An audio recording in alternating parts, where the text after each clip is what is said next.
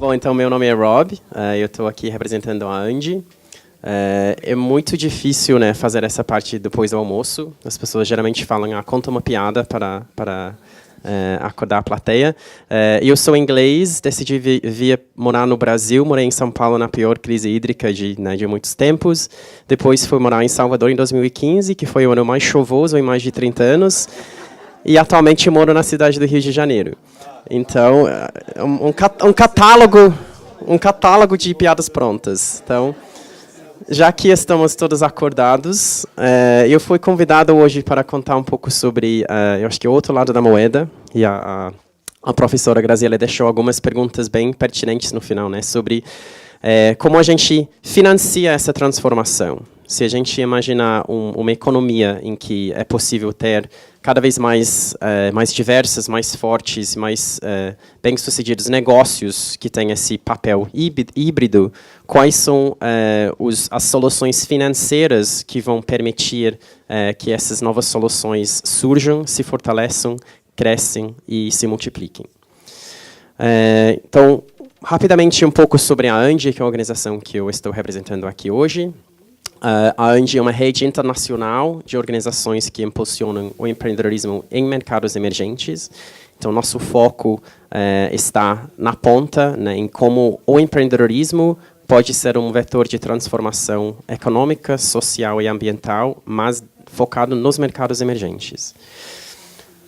Os membros da nossa rede são organizações que oferecem apoio específico para esse tipo de empreendedor, tanto assessoria técnica, educação, treinamento, mas também financiamento adequado, ou que apoiam o crescimento do campo como um todo, por meio de pesquisa, divulgação, etc.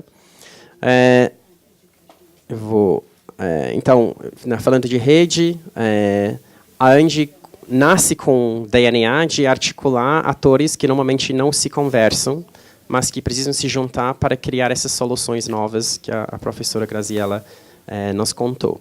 Então, nossa membresia conta com organizações que oferecem assistência técnica, investimento, mas também temos várias corporações e também institutos e fundações privadas, e vou falar um pouco mais para frente da importância dessa conexão entre essas duas partes aqui. Também organizações de pesquisa e academia também.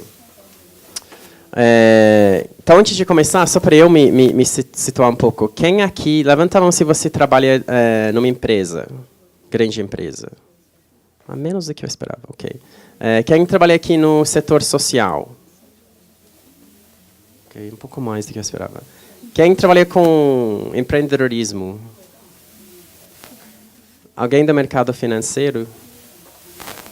Vou ter que mudar tudo. Tá. Várias mãos não foram levantadas. Tem pessoas aqui da academia, setor público. Ok. Bem misturado. Então, vocês estão basicamente representando o meu gráfico aqui, que está ótimo. Bom, então, um pouco sobre a Andi. Nós trabalhamos, né, com produção e disseminação de conhecimento. Então, como a professora Graziella comentou, nós fizemos o primeiro mapeamento do campo dos negócios de impacto em 2011.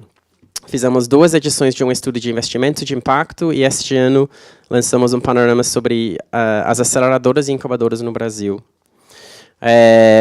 Criamos espaços para troca de conhecimento e aprendizagem. Então, temos um grupo de trabalho em parceria com a Associação Brasileira de Venture Capital e Private Equity para discutir desafios e oportunidades em investimento de impacto. Atualmente, parecem que são mais desafios do que oportunidades, mas essa parte eu vou chegar. E um outro exemplo, um grupo que nós temos para troca de experiências sobre mensuração de impacto. Né? Se a gente está falando de um novo propósito que incorpora impacto social, é importante que a gente consiga, de fato, medir e ter, né, um pouco de consenso sobre o que significa esse impacto e como medir, pensando na realidade de um empreendedor que, às vezes, tem um negócio com equipe muito pequena, recursos muito enxutos. Então, como que se faz esse malabarismo. Então, bom, eu acho que de novo, trazendo o outro lado da moeda, como a gente pensa em criar novos modelos mentais, não apenas nos desenhos organizacionais, mas também nos modelos financeiros. Então, surgiu em 2010 a ideia, que foi a primeira vez que alguém, acho que, colocou isso num conceito, que foi uma publicação lançada pelo banco JP Morgan, que usou esse termo impact investing em inglês, investimento de impacto, e caracterizou como um novo tipo de ativo. Que até tem algumas pessoas que discordam disso, mas pelo menos foi a primeira vez que alguém colocou isso no mapa e falou que essa é uma tendência que merece atenção especial. Então eu trouxe aqui uma definição que é da GIIN, Global Impact Investors Network.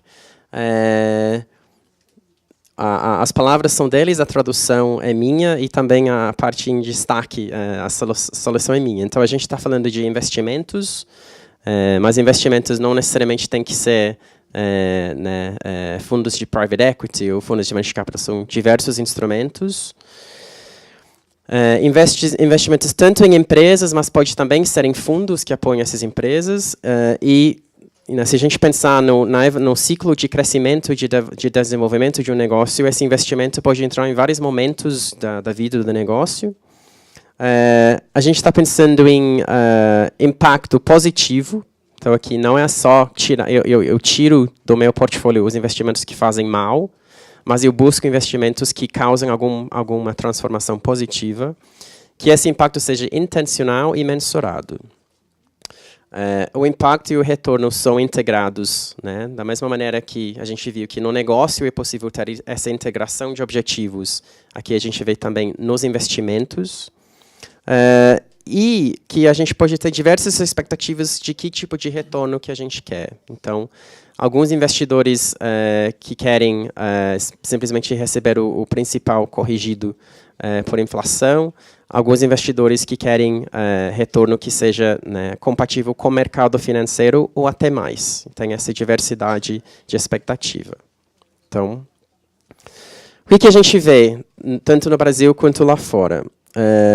Eu comentei que a Andy fez 2 pesquisas sobre investimento de impacto, então eu trouxe alguns dados que eu acho que mostram como esse campo vem evoluindo.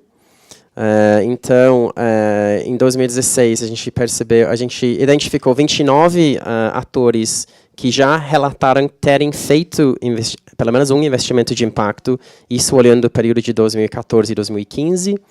A gente já vê um crescimento desde a edição anterior, em 2014. Interessante também ver que cada vez mais esses atores são de origem nacional, com CNPJ aqui no Brasil. O valor de ativos sob gestão também teve um leve crescimento, porém embaixo do que foi esperado em 2014.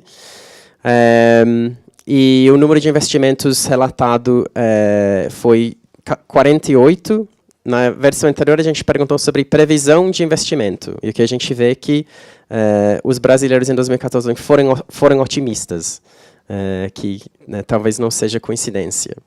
Mas, de fato, a gente viu 48 investimentos sendo feitos nesse período de 2014 e 2015. Que tipo de investimento a gente está falando, pelo menos desse ecossistema?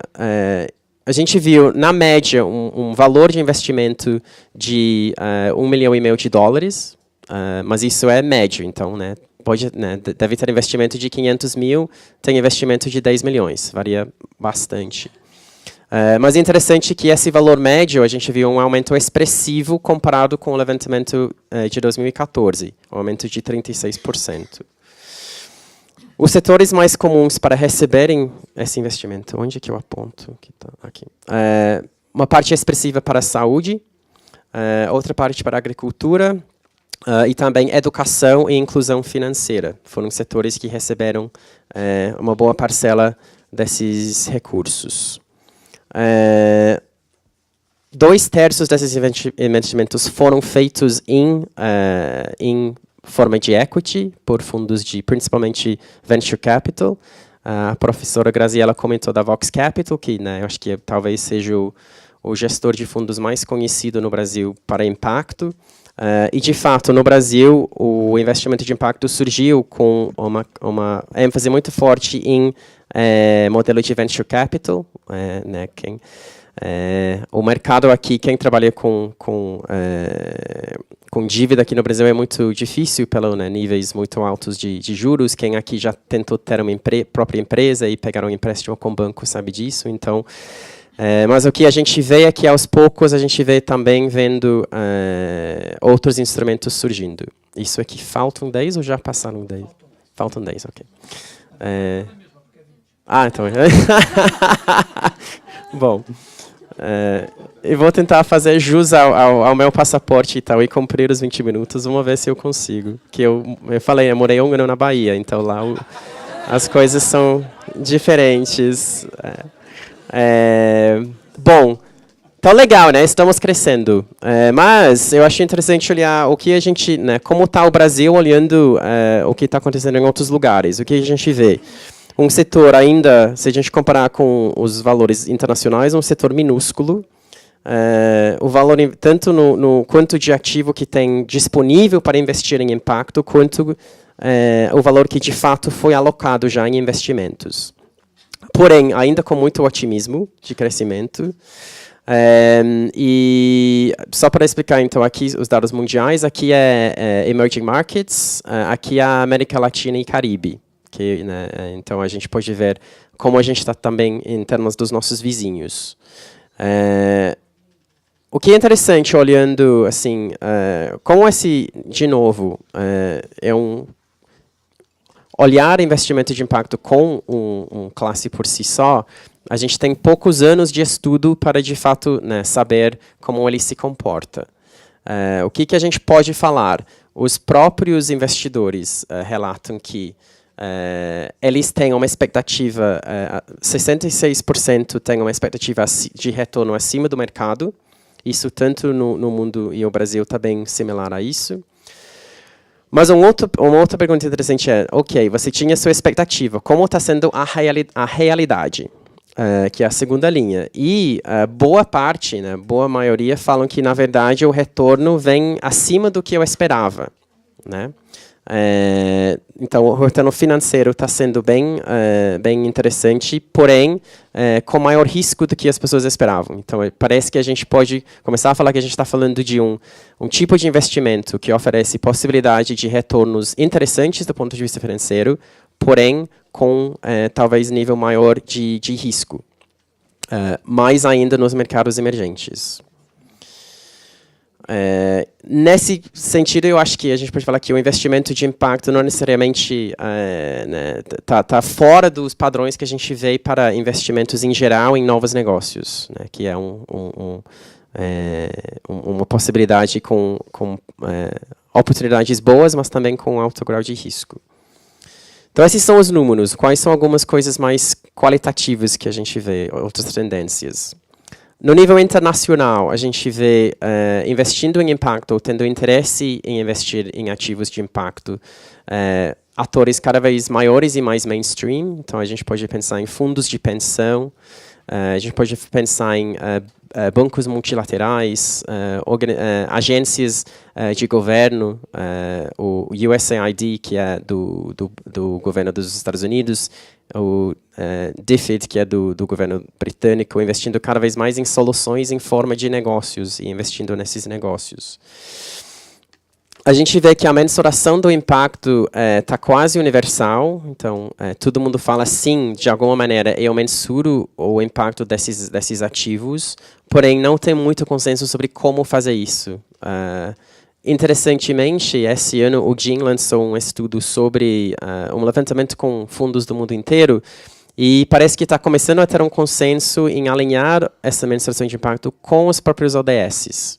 Então, utilizando tudo a infraestrutura que já tem né, para alinhar essa mensuração.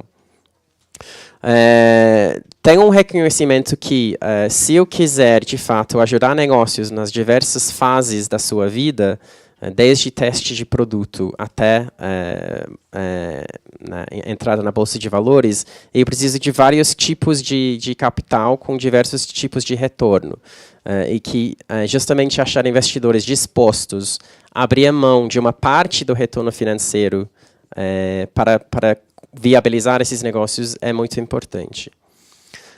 E outro ponto ainda é pouca concorrência entre investidores para os melhores investimentos. Então, está muito mais fácil para o investidor achar um negócio do que para o... Desculpa, tá muito... para o investidor achar um bom negócio, ele não tem muito concorrente para investir. No Brasil, também a gente vê que cada vez mais outros tipos de atores com interesse. Então, gestores mais tradicionais, os family offices estão experimentando. As fundações de institutos. Fora do Brasil, tem vários exemplos de fundações de institutos usando seus endowments para fazerem investimentos com a expectativa de retorno. No Brasil, ainda tem muito receio por parte das institutos e fundações nessa questão, uma série de questões técnicas, financeiras, mas também um receio de possíveis questões regulatórias. Então, alguns pilotos estão saindo, tateando esses desafios. E também investimentos por parte de pessoas físicas, né, os famosos investidores anjo. Quem não sabe, recentemente foi oficializado um formato de investimento anjo na lei que ajuda bastante a proteger a pessoa física que quiser investir num novo negócio. E a gente vê que, geralmente, como os investidores anjo, eles têm uma proposta que não é apenas financeira, os negócios de impacto acabam sendo uma alternativa interessante para esses investidores. Olhando outros estudos que foram feitos, a professora Graziella citou o mapeamento da pipe social, dos 569 negócios, e a gente vê que, na média, os empreendedores querem receber investimentos muito menores do que os investidores querem oferecer. Então, a gente precisa pensar como adequar, como equilibrar essa situação.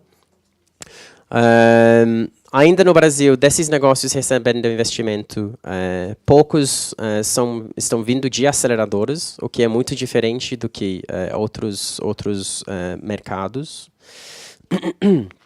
A gente vê algumas inovações em termos dos veículos e dos modelos de investimento. Então, aceleradoras começando a criar soluções próprias para investirem nos negócios do seu portfólio. Equity crowdfunding, que foi comentado já, né, onde pessoas físicas podem, por meio de plataformas virtuais, juntar seu dinheiro e colocar diretamente em negócios sem precisar de intermediários.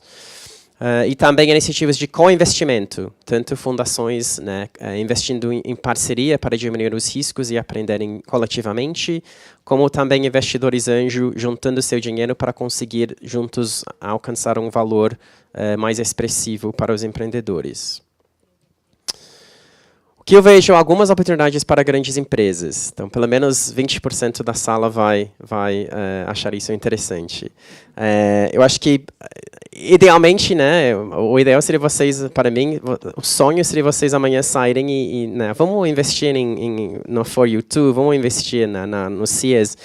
Eu acho que por uma série de questões financeiras, jurídicas, operacionais, né, eu acho que isso vai demorar bastante. Mas eu acho que tem alguns caminhos que são um pouco mais acessíveis, um pouco mais de médio, curto ou até curto prazo. Então, é adquirindo esses negócios que já são mais maduros, então, né, como uma fonte de trazer para dentro das empresas novos produtos. Esses negócios de impacto, alguns já estão numa fase que isso seja interessante, que vocês podem adquirir esses negócios dos fundos. Em vez de investir em um negócio, vocês podem investir nos fundos, aí diminuir um pouco, vocês vão qual é a palavra que eu estou buscando? Diversificar o risco. Uma outra abordagem é apoiando as aceleradoras e incubadoras. Então, eles têm um papel muito importante no desenvolvimento de novas soluções, de testar esses novos produtos, testar no mercado, ajudar em pensar em escala em modelos de negócios rentáveis e replicáveis. Porém, eles têm muita dificuldade financeira neste momento. Uma pesquisa da Índia recente mostrou que, de fato, está muito difícil as aceleradoras se manterem.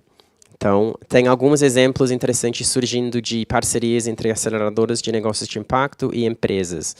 A Artemisi, por exemplo, tem feito parcerias com a Caixa Econômica para buscar negócios de serviços financeiros, com a Natura, com a Coca-Cola. Então, tem esses exemplos começando. Ou, inclusive, em alguns casos, não é necessariamente com a empresa, mas com o instituto ou a fundação vinculada àquela empresa.